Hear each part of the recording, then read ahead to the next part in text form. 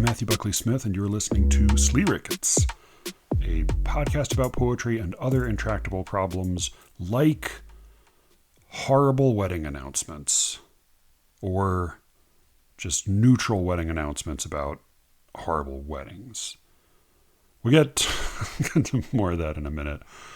Thank you for listening, and thanks especially to all of you who have taken a moment sometime this week to recommend the show to a friend. I'm not on Twitter or any other social media. I'm not in the street handing out flyers. You're really the way people find out about the podcast. So I am grateful to you for it. If you are feeling generous but not social, you can also go put a rating or review on whatever your podcast distributor app is. Theoretically, it does something. God knows what. You can also, if you would like more SLEERICKETS or more unguarded SLEERICKETS, or some of the weirder continuations of conversations we've had, as well as some standalone conversations and solo episodes, go to sleerickets.substack.com and sign up for the secret show. You can also put in your email address and I will give you access for a week to the entire back catalog, as well as a new episode that comes out every week. Some 80, I think they're 80 up now, 80 episodes up now. One more quick note of housekeeping. I will again be in Philadelphia March 13th, reading at Fergie's Bar at Ernie Hilbert's E-Verse Equinox reading series, along with Aria D. Matthews and Timothy Donnelly, two much better known poets. So I will be the warm-up man for that evening. But I think it should be a pretty good reading, and I'm hoping to do a little recording with Ernie while I'm up there, time permitting. So if you have any thoughts about things you would like us to take on, then send me a note. You can reach me as always at sleerickets@gmail.com. So I have been, for mostly good reasons, sometimes kind of annoying good reasons, I have had to perform a task recently that I am really bad at, which is coming up with a poetry theme. For some reason, I enjoy doing it, like coming up with a topic which several different poems all address, or several different books of poems all address in each in turn. And for some reason, like I enjoy doing this for the show, or doing maybe things sort of like it for the show, but when I have to come up with a list or a theme for another context, it just feels very stilted. And I ended up in trying to execute this task, I ended up reading like a few sort of mediocre books of poetry. I kind of expected them to be good, and they turned out to be not great. These are not books, by the way, that I know several people who listen to the show and have had books come out recently sent me copies of your book. I'm not talking about your books. So many of those I have not yet read, but I do look forward to reading them. But yeah, it was just sort of, I felt myself getting that gross too much cheese dip feeling that one gets when like one has spent too much time in a slush pile of just like reading a lot of not great poetry. Like it's worse in some cases when it's better than bad, when it's sort of competent but unremarkable, because to me it just starts to throw off my whole sense of like what I even want from a poem anymore. So I was telling Jonathan and Elijah, actually, had spoke with both of them recently, and I was just talking about how I need to cleanse my palate. Like I need some whole foods. I need some good fiber. I need to consume something that will recalibrate my sense of what good poetry is.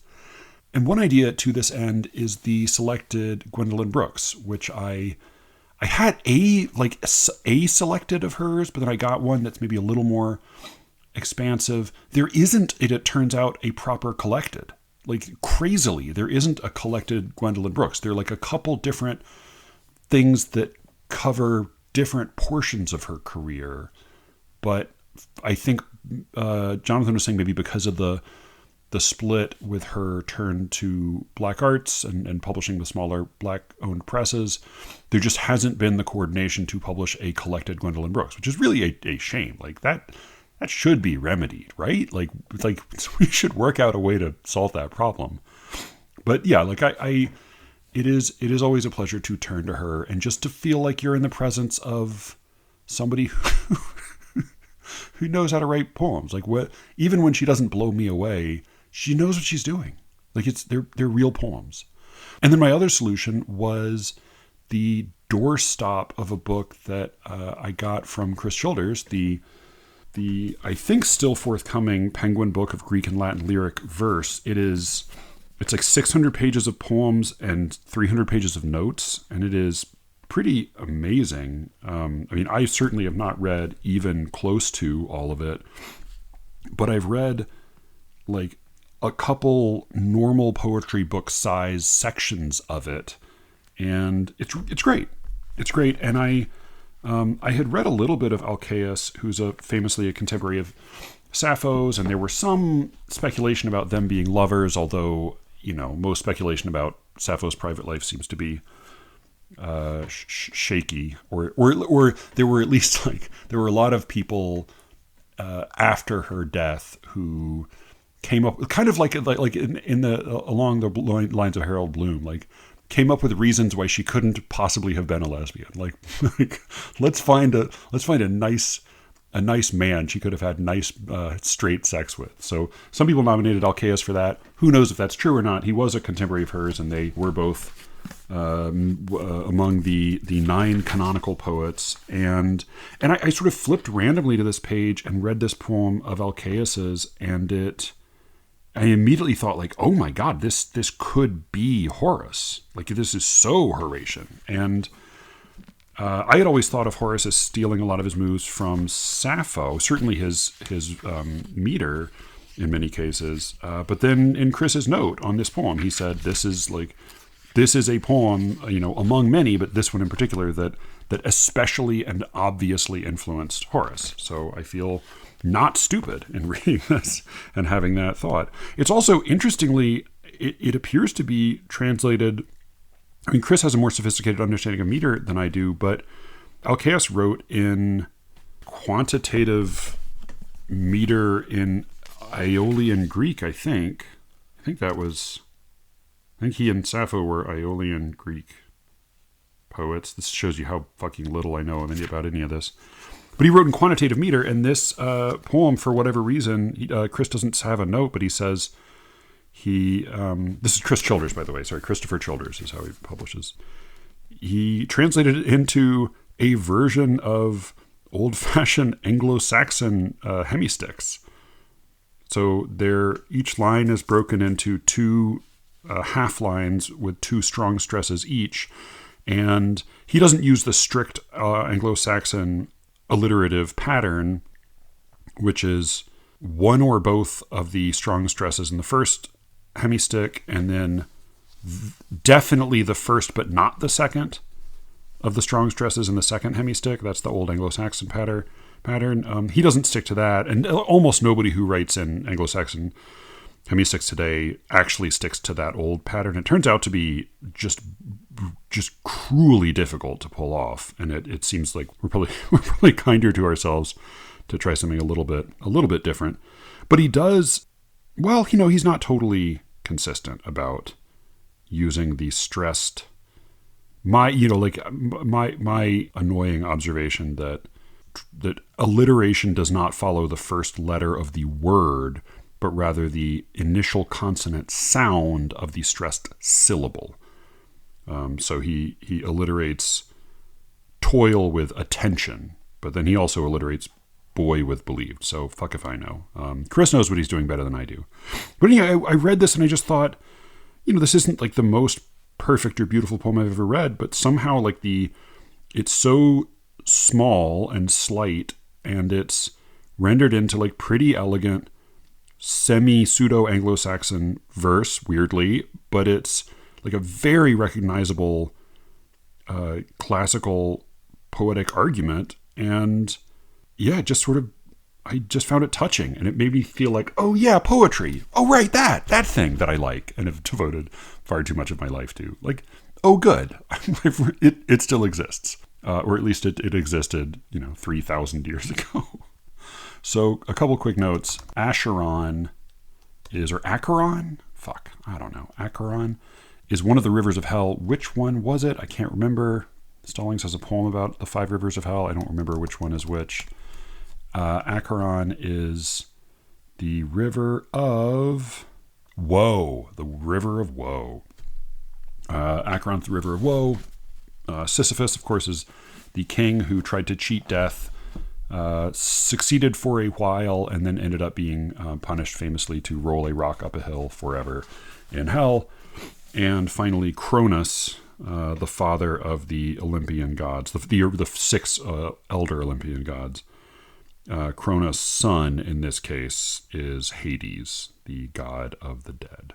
So this is a poem addressed to Melanippus. If I were following the alliterative rule, I would say Melanippus, but that seems maybe unlikely. Who knows? This is addressed to his friend Melanippus, who's his drinking buddy, seemingly. And it's this really familiar, but I think always sort of touching argument about not getting too ambitious, not hoping for too much, and not taking things too seriously, because we're all going to die, so we might as well get drunk and enjoy ourselves. All right, this is fragment 38a from good old Alcaeus, who is apparently a real asshole in his life, like based on the little biographical note from Chris, like just truly a prick, it sounds like. So maybe not much of an outlier as poets go. All right, fragment 38a. Echo's moaning with, I hope, pleasure while she scratches herself. She seems very satisfied. Now she's burying her head in her paws. All right, quiet now, Echo. Drink and get drunk with me, Melanippus. You think once you've crossed the currents of Acheron swirling, you'll see the immaculate sunlight again? Don't aim above your orbit. King Sisyphus, Iola's boy, believed he could crack death, and he was our cleverest. Despite that wiliness, his doom demanded he twice traverse Acheron's torrent, and Cronus' son sentenced him to subterranean toil. Pay attention! Don't hope too much. We're young now, and need, now if ever, to weather whatever God will give. That really does start to sound a little Anglo-Saxon at the end. Whatever God will give. I'll read it one more time. It's pretty straightforward. Sisyphus was ambitious. He was clever. He thought he was better than all this, and look how things ended up for him. So just relax. Just stop freaking out so much and have a drink with me, and let's just we can survive whatever the gods throw at us. We can survive it, if ever, now, because at least we're young, and we have plenty of wine. This is fragment 38a by Alcaeus, translated by Christopher Childers. Drink and get drunk with me, Melanippus. You think once you've crossed the currents of Acheron swirling, you'll see the immaculate sunlight again? Don't aim above your orbit. King Sisyphus, Iola's boy, believed he could crack death, and he was our cleverest. Despite that wiliness, his doom demanded he twice traverse Acheron's torrent, and Cronus' son sentenced him to subterranean toil. Pay attention. Don't hope too much. We are young now, and need, now if ever, to weather whatever God will give.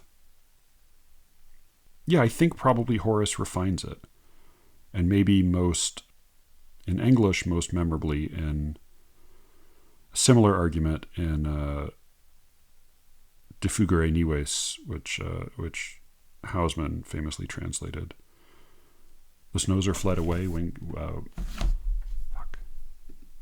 The snows are fled away, leaves on the shaws, and grasses in the mead renew their birth.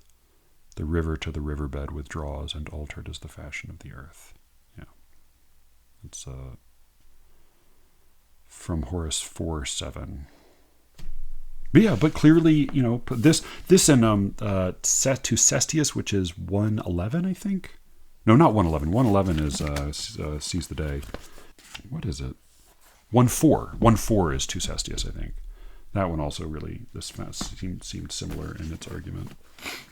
But I like that, and it made me think, like, all right, poetry exists. I should read some more of this and some less mediocre stuff, and I should worry less about coming up with fucking themes. 'Cause themes are the worst. Themes are the worst in poetry.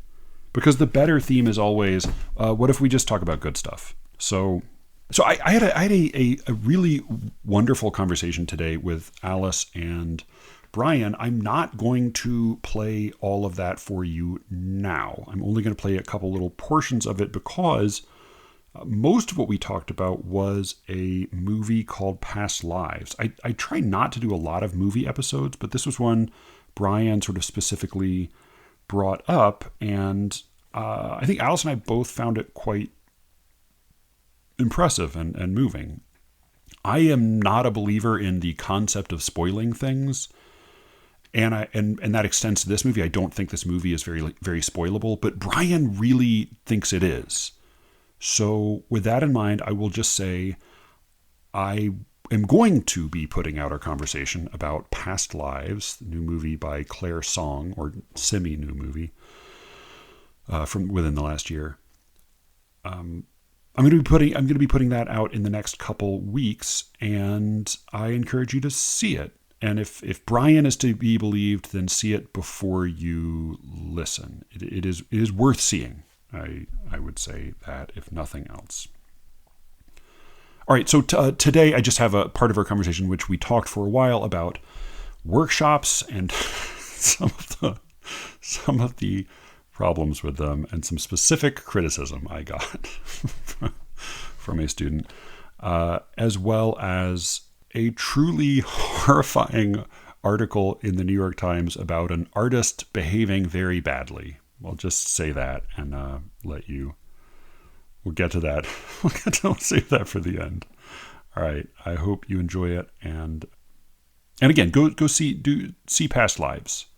I think you can rent it on Amazon Prime, or if you're in some other part of the country, then fuck if I know.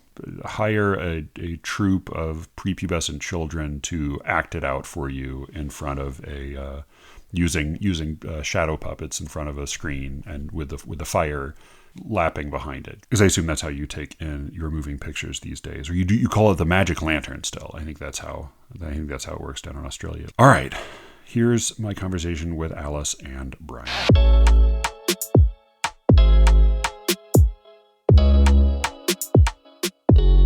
I'm curious what you think, because you are better socially than I am, and you also are less polarizing as a human being than I am. And I was reminded of this last night. I had the last session of a fiction class I've been teaching, and one of the students, I mean, it's weird calling them students because they are all adults, some of whom are older than me. One of them, it was pretty apparent over the course of the 6 weeks that she really didn't like me. But she was perfectly I had like one student in the past in a different session who was like very hostile, but she was very civil, did, unlike most of the other people, like did the readings, did the writing assignments, showed up to every session, and was very cordial, but it was just very clear she was sort of bristling at me the whole time. And I do, at the end of every session, kind of ask, like, are there things you particularly liked? Are there stories that you thought you really hated? Are there things that you would have liked to have had, or the things that might have made this class better? And I try to make adjustments accordingly. And she launched into a kind of a thorough account of like my whole approach to teaching. I mean, and in a very respectful way. but it was just like, it was clear that like I had just really, really rubbed her the wrong way the whole time. And she was also like, she's simultaneously taking a poetry course from the same place, and I think having a really lovely time there. And it made me, I don't know, like I had like two thoughts at once. Like one is just like my heart really went out to her because, you know, even if a student rubs me the wrong way, like I'm still the main character in the room. Like I'm still taking up the most air in the room, and so it's more onerous to have a teacher you dislike than a student you Mm. dislike. And the other is that like most of what she really described loving about the poetry course she was in was, you know, she's not somebody who's devoted most of her life to creative writing. A lot of the people who take these courses have done like professional writing of one kind or another, and they maybe are kind of interested in trying fiction or trying poetry.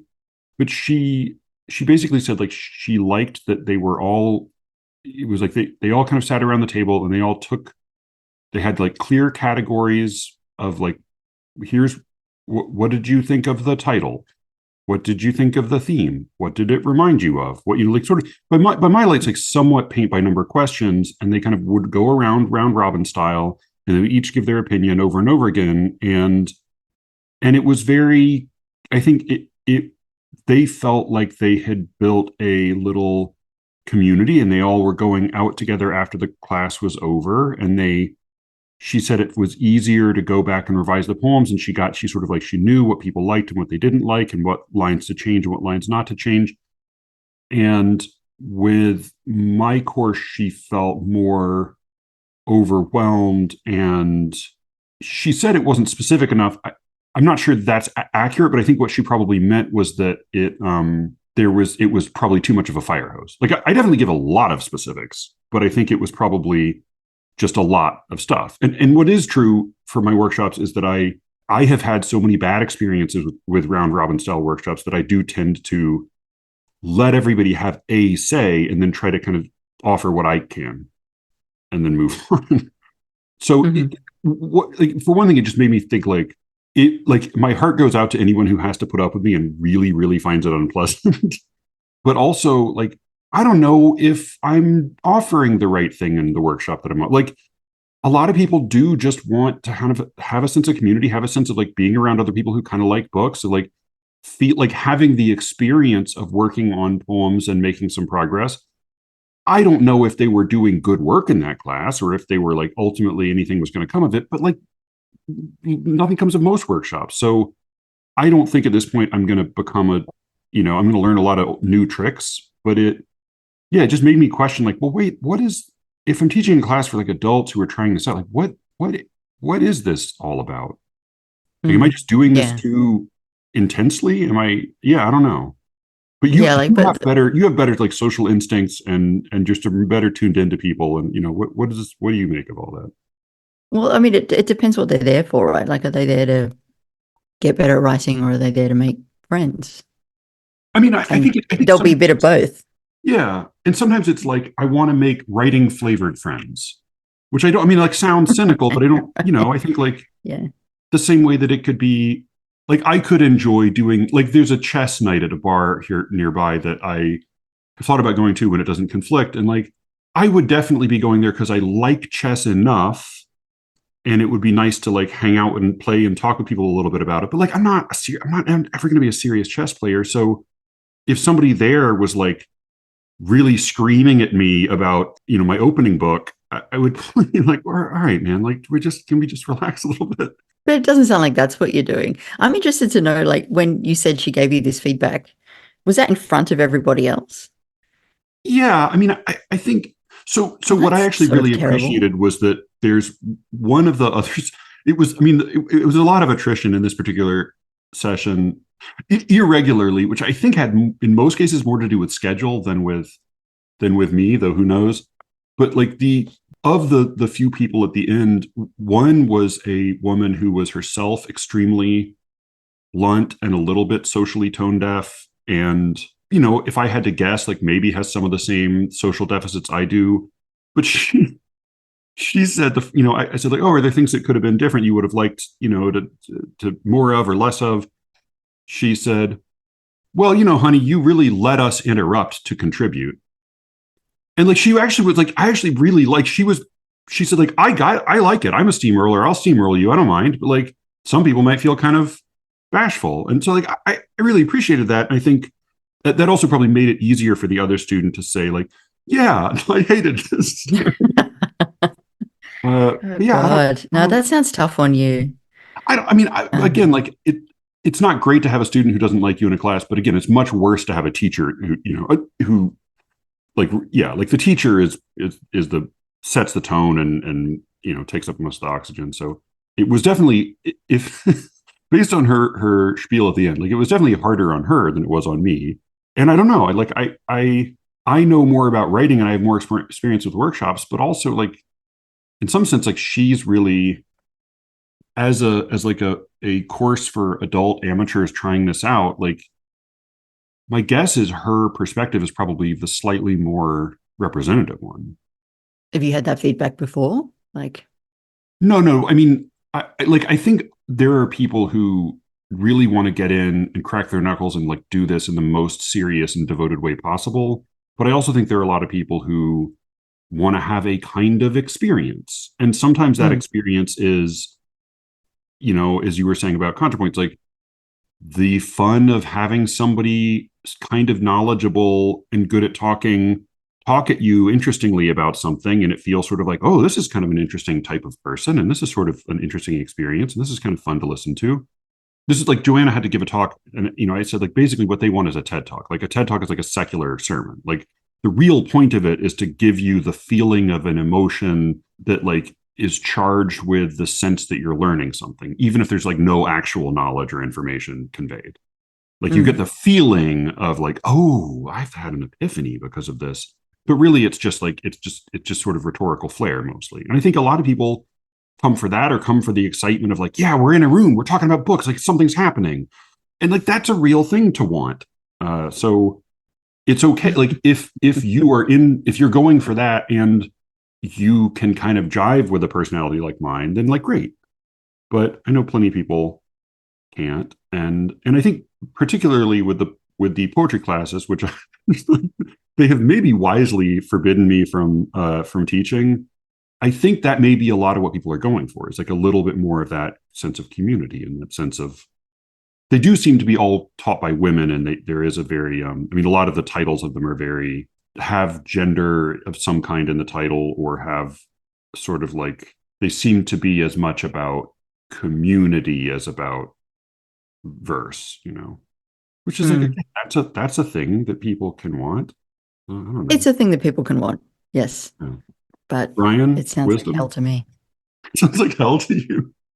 I Is it really missed I missed the original criticism of you, so Oh, I've been silent throughout, but I can you could. Why don't recite you here? Why all don't my you?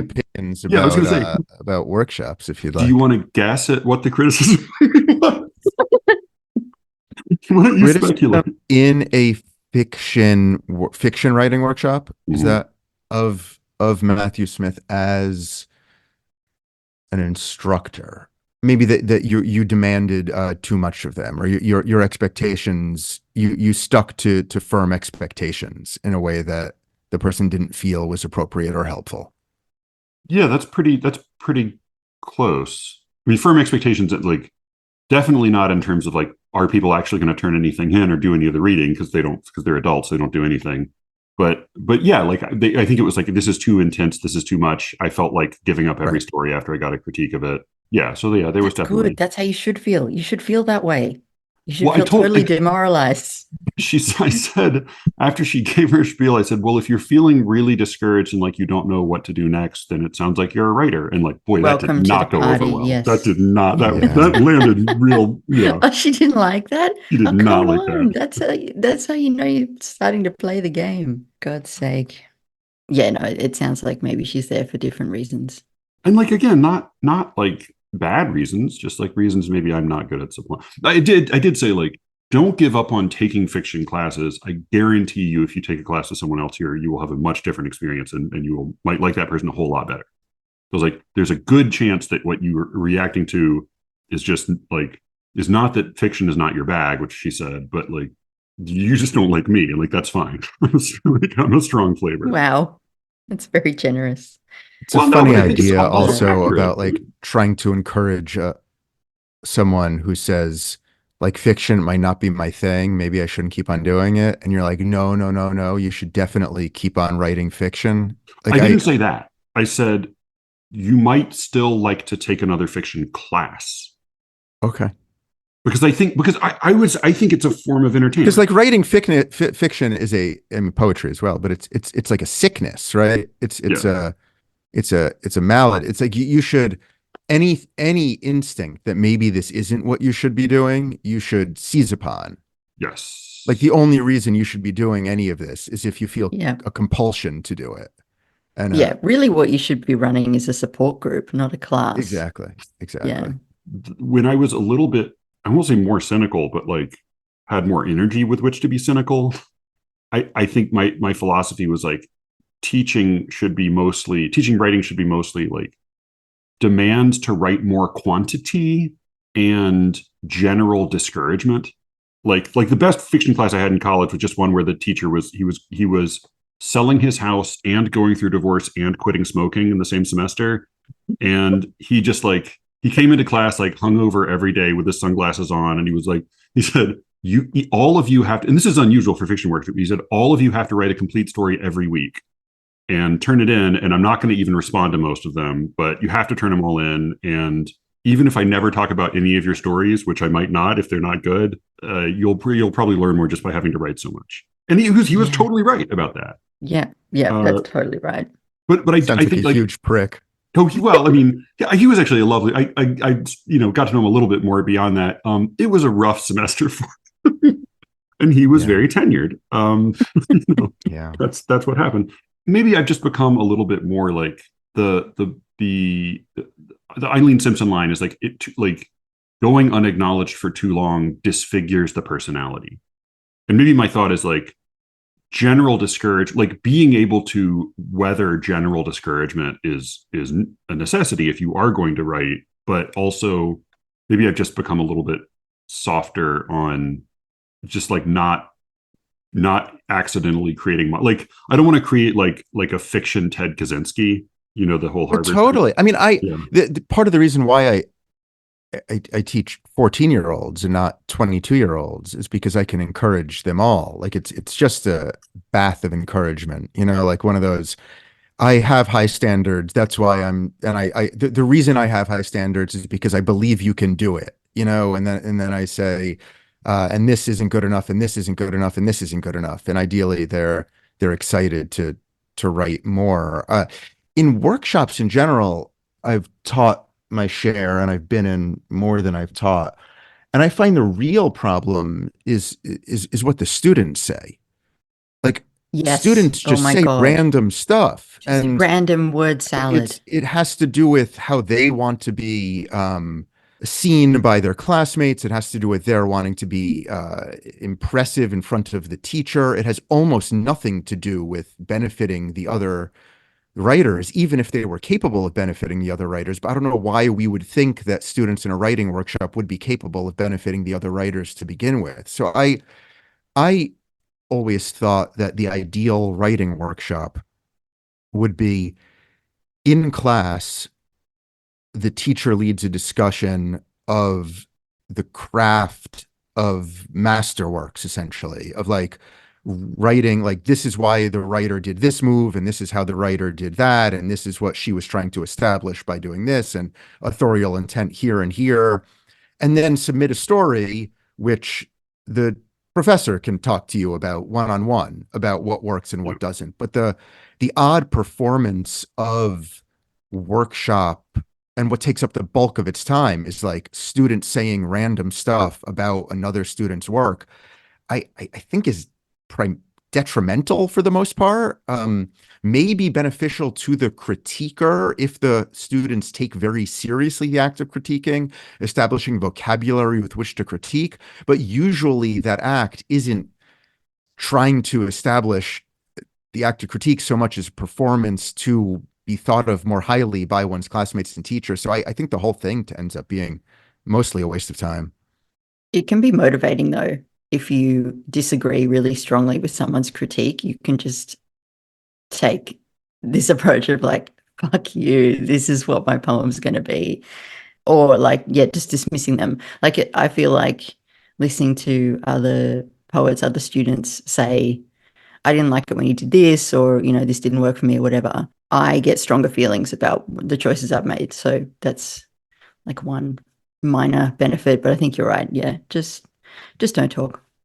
And you know, I mean, probably the greatest benefit I've taken from any of the workshops I've been in is meeting people. So like one person will have smart things to say, and you think like, oh, we should just hang out. Like this class sucks, but like you and I should be friends.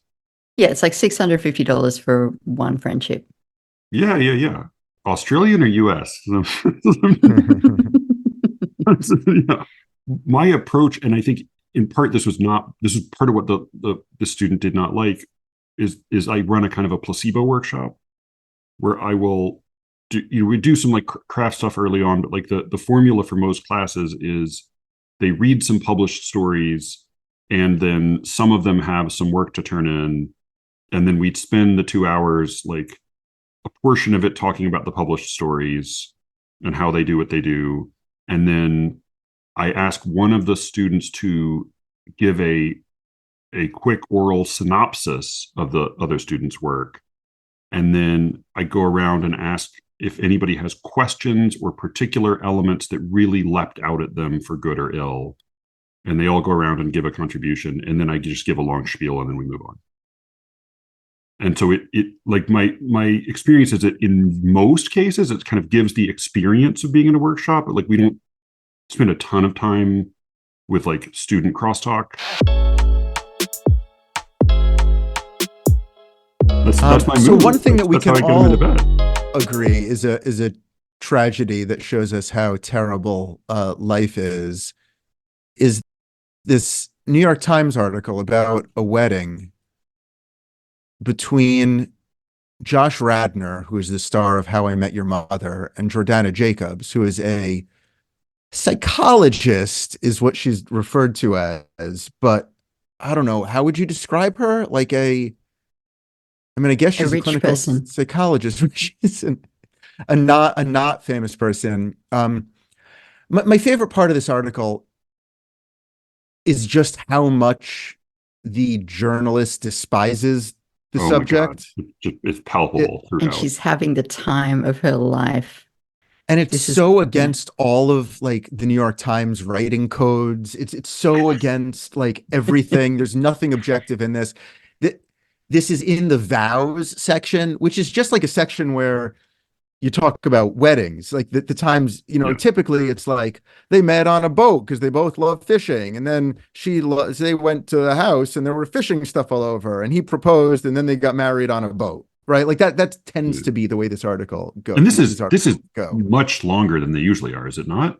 Much. Well, there are 3 types of vows columns-y stuff. Okay. There's the New York Times wedding announcement, which is from a different time where people who read the New York Times could assume that they would like know one of the couples in the Sunday Times who was getting married. And that's a vestige of a previous time frame that has to do with sort of an aristocratic society rag or something. And then there's the shorter ones, the one that I just said, where it's like, isn't it funny? He liked the Yankees and her dad liked the Yankees, you know, and like that's the whole story about why they got married. And then there's this: Josh Radnor and Jordana Jacobs were married outdoors this month amid a snowstorm, with their 164 snow-drenched guests shivering in the 20-degree evening air as Dr. Jacobs read a 10-minute monologue about her beloved, and Mr. Radnor responded with a 10-minute soliloquy. So it's like every word is just full of rage. I mean, outdoors, amid isn't even really the right word for that. A snowstorm. The number of guests who are snow drenched. They're not only are they snow drenched, but they're shivering in the 20-degree air. His 10-minute speech was a monologue. Hers was a soliloquy. I don't even know the difference between a monologue and a soliloquy, but I guess it's a boring difference. But yeah, it matters. Catherine Roseman hates this couple so much, and the article just goes on and on and on. And she did have a very bad night. Like, she was one of the Yes. Yeah, she had to do this. And the snow and the road, like, clearly they chose the worst possible location for their wedding and time of year, and all of the guests got trapped there and had to like bunk up together at this place that did not have accommodations for all of them, and the journalist was one of those people who had to stay. But you got to read the next bit, because this is the most vicious. Go for it. Do you want to read the? Okay. No strangers to extraordinary circumstances, the couple fell for each other while tripping on mushrooms. It was February 2022, and Dr. Jacobs, a clinical psychologist, and Mr. Radner, an actor and musician, were at a sound meditation retreat held in upstate New York, along with about 30 other people. There, they ingested a psychedelic mixture before lying on the floor at opposite sides of a large room. Masks covered their eyes as they listened to the singing bowls and chimes. That is when Mr. Radner and Dr. Jacobs slid into the DMs of each other's consciousness. Oh, did they That's get past her. the editor? That's her, Mr. Radner. Now 49 said a voice told him, "That's your woman." Across the room and the psilocybin-infused metaverse, Dr. Jacobs, 36, was having a conversation with her heart. Like, she hates them both equally. Oh my God. "What do you have to tell me?" she asked it. "You know that man over there across the room, Josh?" it replied. "You're drawn to him." You're drawn to him. They had met the previous day. Anyway, blah, blah, blah. Then they start like texting each other, and it's all unbearable. They make the guests listen to their voice memos as part of the ceremony or the reception God, or I something. forgot about that. Oh, yeah. Every part of it just gets worse. But this thing about how she talks about they slid into the DM of each other's consciousness, and then the psilocybin infused metaverse is just mean. Like, that's not their talking about themselves. That's just the journalist reporting in a dismissive, angry way. I love the idea that these two assholes forced the journalist to sit through this poorly planned wedding. So the journalist is in the New York Times just shitting all over them and their marriage and their stupid fucking romance. And then because the New York Times ends these articles with like these very like specific, as though it's a restaurant review, like what to order, like steak frite. Like here it's where Cedar Lakes Estate. Man's best man, Nelson the dog, the couple's labradoodle, served as an honorary groomsman wearing a burgundy bow tie and was walked down the aisle by Seth Jacobs, one of Dr. Jacobs's brothers, period. End of article. Like, this woman hates this couple and everything about them so much. She gets the ultimate revenge. You should never invite a writer to your wedding, ever. Do you think, I mean, the way she describes them, they are so profoundly self-absorbed and self-congratulatory, and they are so credulous of their own psychobabble nonsense. Do you think they understood that she hated them when they read this article, or do you think one of their friends had to explain it to them? I think they probably thought, "Oh, haha, it's so funny. Like, she's totally roasting us." Like, some of the contempt is just in direct quotations from them saying stupid things about, they would like, think was the great. universe and meaning. And they think that was fantastic. The photos. So they sent this professional photographer, a Times photographer, Lauren Lancaster, who also got stranded there. She got stranded there. The photos they include in the article is the one on top, which is beautiful, the one on the bottom, which is the couples together, and then these like hazy, hard to see photos of people just trying to warm their hands by the fire. It's like not even, there aren't any faces or anything. And then my favorite photo is it's captioned guests snacking on a range of meats, cheeses, vegetables, and other wild grown delicacies at the grazing table. And there's just like a full cabbage there on the table. Like, I don't know how someone's going to eat like this bowling ball sized cabbage. And there's a big close up on it. It's just like everything about this is. I don't have that photo. I don't have that one either, but I believe it. You have to swipe through a lot of the other photos. Okay. I see. Yeah. Oh God, I love the detail about how at the end they're like everyone's like checking their phone, checking the weather. while they're trying to wrap Like up the desperate speeches, to go everyone's home. just like, Yeah. oh my God, fuck, we're going to get snowed in. And then they do. They just seem to be. I want to try to find what I was looking at. Elliot Holt, their friend, the writer, said they are in a perpetual college dorm go deep mode that most adults abandon after graduation.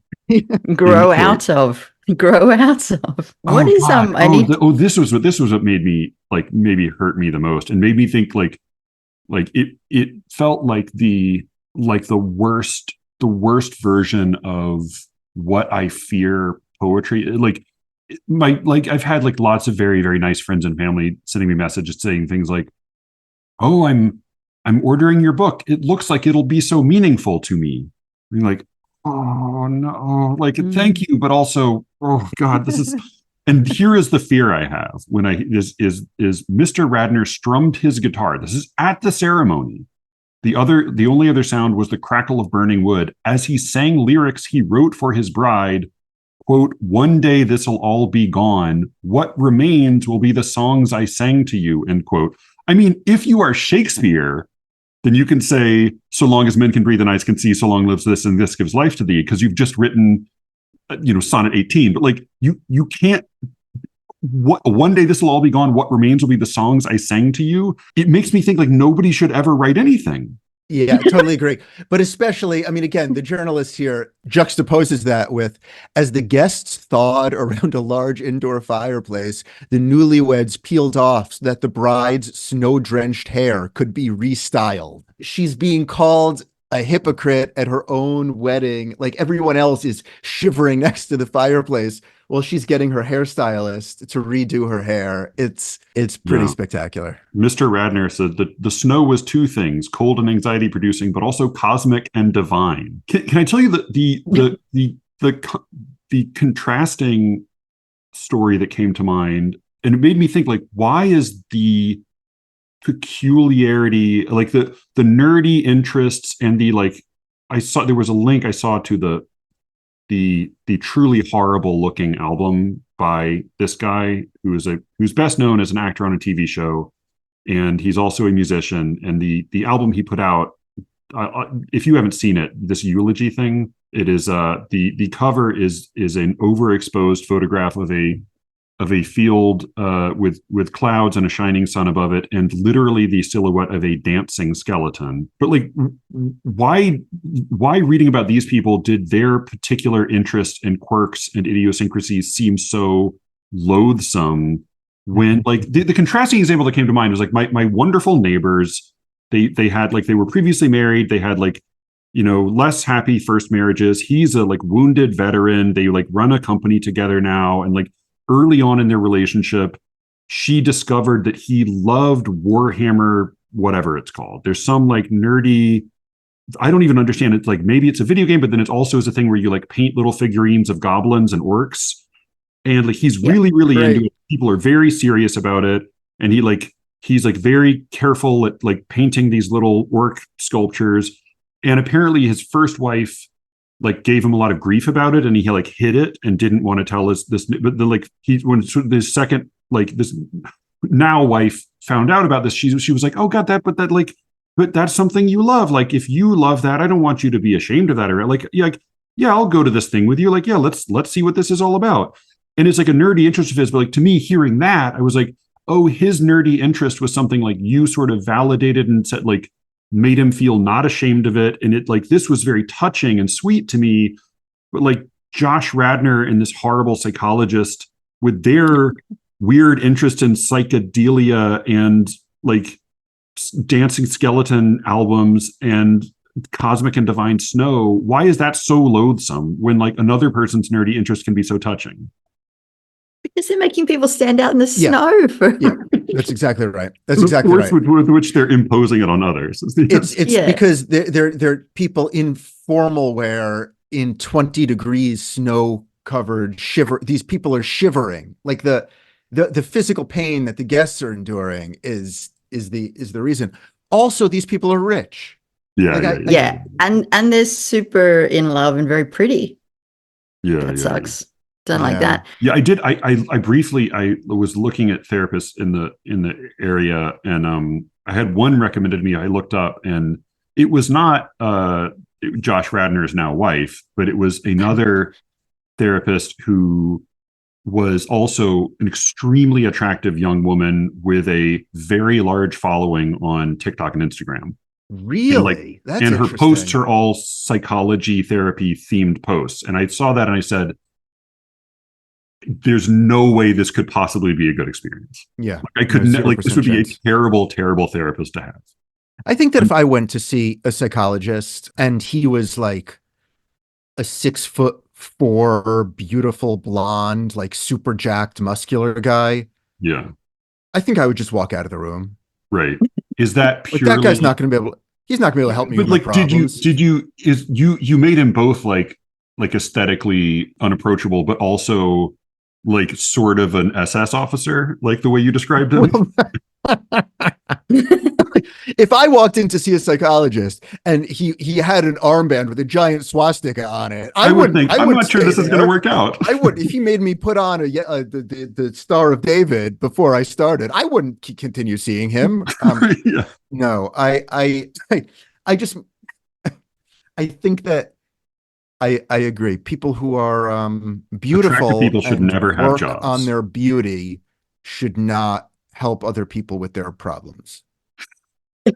I think if you're accidentally beautiful, that's fine. Yeah, that's okay. But if you are actively self-presenting as attractive, and you've put a lot of work into it, I don't want to hear your advice. Maybe that's a good one. My vulnerabilities. Your therapist can be the pre-makeover version of the movie star in the romantic comedy. Right, before she takes off her glasses. Right. The therapist can wear glasses, but once she takes off her glasses and shakes out her hair. Her ponytail in, glasses on. Yep. Yeah. All right. The overalls, in place. Yeah. That seems fair and reasonable.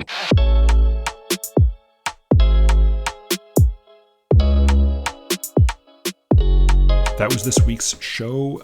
Thank you for listening. Please do, if you are going to be in Philly, March 13th, come see me at Fergie's Pub along with Ira D. Matthews and Timothy Donnelly and Ernie Hilbert, the one and only. You can reach me as always at SLEERICKETS@gmail.com and go see Past Lives. So I can't spoil it for you and piss Brian off any more than I already did in that conversation. I think that's it. Thank you for listening, and with any luck, I will be speaking to you again very soon. Until then.